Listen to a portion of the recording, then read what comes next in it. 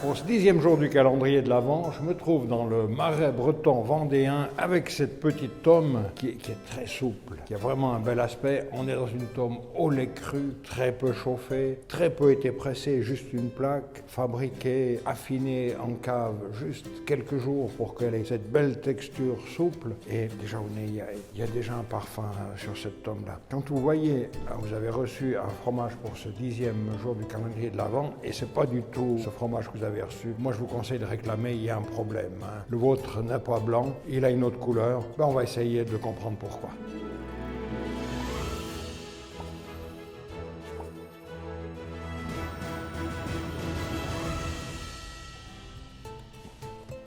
Voilà ma tome, voilà une autre couleur, c'est un petit peu plus brun, et voilà la tome que vous avez reçue, c'est le brun de noix terminé. Alors, ce bain, cette piscine, si vous étiez à ma place, il y a des parfums qui remontent un petit peu, c'est la liqueur de noix, ça va risquer, si je reste trop longtemps là, de m'enivrer parce que c'est magnifique. Donc, c'est une piscine pour le fromage, les fromages vont rester une demi-journée à 3/4 de journée pour vraiment bien s'imbiber, bien prendre ce parfum de noix, et je suis sûr chez vous, quand vous allez le sentir, il y a ce parfum de noix qui va ressortir, et il y a toutes ces saveurs qui vont ressortir. Je vais tenter l'expérience aussi de faire la même chose. Le souci que j'ai, je ne l'ai pas marqué, donc après, pour retrouver mon fromage, je ne sais pas comment je vais faire, mais je vais le plonger. Et regardez le contraste. Et voilà cet exemplaire unique que j'ai trempé. Peut-être qu'il va parcourir la France, il va arriver jusqu'en Suisse, je ne sais pas, mais c'est mon brun de noix. Alors ce brun de noix, il faut le déguster. Et là, ils sont en égouttage. Après leur demi-journée de piscine, ils se reposent tranquillement. Quand ils seront bien égouttés, ils seront prêts. J'ai oublié mon couteau de découpe. Avec celui-ci, je pense que je vais arriver au bout de mes peines. Une belle souplesse sur ce fromage.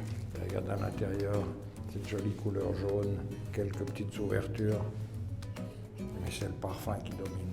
C'est très subtil, il y a vraiment ce petit arrière-goût de noix, et c'est toujours ce que je recherche. Quand on rajoute quelque chose dans un fromage, je déteste si c'est le rajout qui prédomine. Et là, non, c'est tout en subtilité.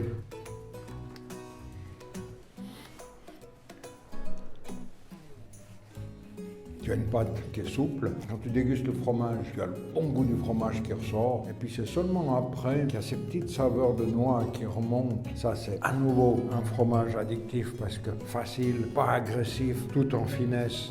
C'est quelque chose qui est plaisant. Michel, je suis sûr que tu vas apprécier ça. Il faut que tu partages ça avec moi. Parce que j'attendais quoi. Et ça, c'est un fromage que je pourrais prendre au petit déjeuner, à midi et à 4 heures. C'est très fort parce que le goût du fromage est toujours là. Le noix est très subtil, c'est pas...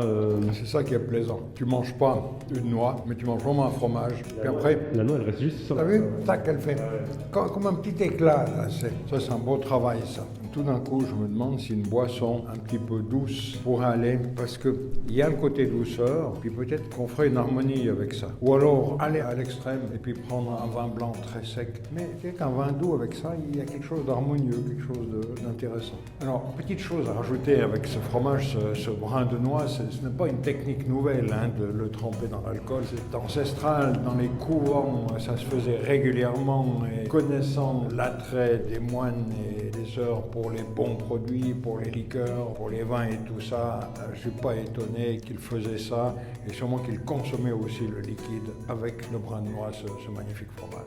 Je vais quitter cette fromagerie pour prendre la route, pour m'attaquer au 11e jour du calendrier de l'Avent. Belle dégustation.